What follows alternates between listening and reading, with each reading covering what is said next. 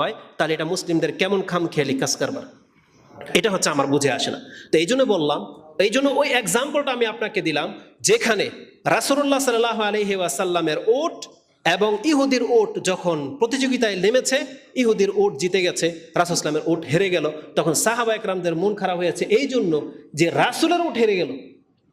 কিন্তু রাসূল ইসলাম বিষয়টাকে এই সেন্সে দেখেননি। রাসূল ইসলাম বলছে এটা নবুয়তের বিষয় না যে নবীর উট হওয়ার কারণে জিতে যাবে, না, দুনিয়াবি ব্যাপারে জিতবে তারাই যাদের শক্তি বেশি, যাদের ক্ষমতা বেশি, যাদের টেকনোলজির জ্ঞান বেশি। ফাকাদ ক্বালা আল্লাহু তাবারাকা ওয়া তাআলা ফি কালামিহিল মাজিদ বা'দা আউযু বিল্লাহি মিনাশ শাইতানির রাজীম ওয়ামা খালাকতুল জিন্না ওয়াল ইনসা ইল্লা লিয়াবুদুন। وقال الله تعالى في موضع آخر وما خلقنا السماء والأرض وما بينهما باطلا